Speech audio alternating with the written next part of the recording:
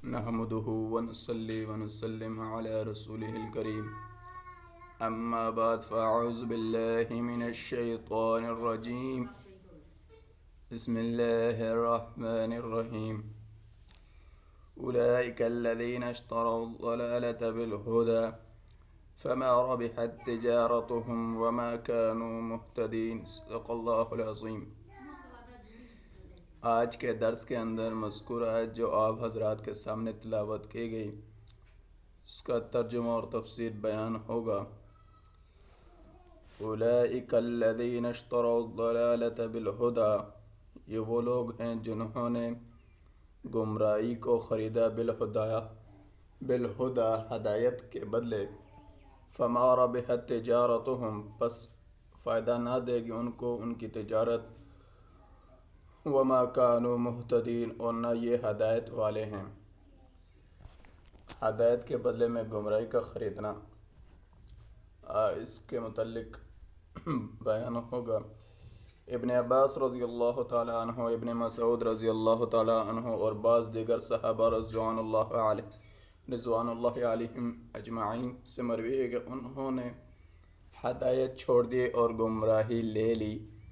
حضرت عبداللہ رضی اللہ تعالی عنہ فرماتے ہیں انہوں نے ایمان کے بدلے کفر قبول کیا۔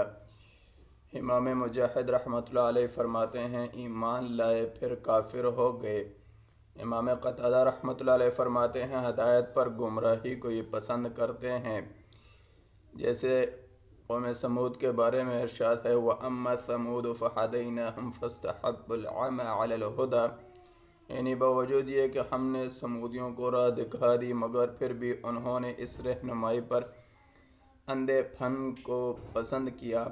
مطلب یہ ہوا کہ منافقین ہدایت سے ہٹ کر گمراہی پر آ گئے اور ہدایت کے بدلے گمراہی لے لی۔ گویا ہدایت کو بیچ کر گمراہی لی، اب ایمان لا کر پھر کافر ہوئے ہوں، خاصرے سے ایمان ہی نصیب نہ ہو۔ اور ان منافقین میں دو قسم کے لوگ تھے، چنانچہ قرآن کریم میں ہے ذَلِكَ بِأَنَّهُمْ آمَنُوا ثُمَّ كَفَرُوا فَطُبِعَ عَلَى قُلُوبِهِمْ، یہ اس لیے ہے کہ یہ لوگ ایمان لا کر پھر کافر ہو گئے، بس ان کے دلوں پر مہر لگا دی گئی۔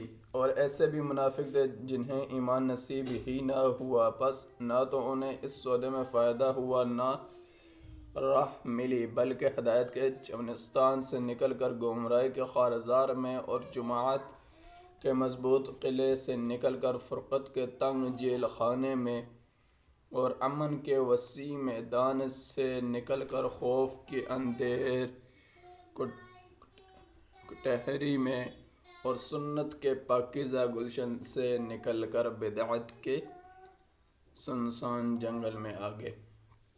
جو کچھ کہا سنا سب سے پہلے مجھے، بعد میں آپ حضرات کو عمل کرنے کی توفیق عطا فرمائے، اور تمام امت مسلمہ کو 5 وقت کی نماز باجماعت پڑھنے اور نیک راستے پر چلنے اور پلسرات پر بلی کی طرح گزرنے اور نامہ مالدائے ہاتھ میں لینے والے تمام امت مسلمہ کو اللہ تعالیٰ بنائے۔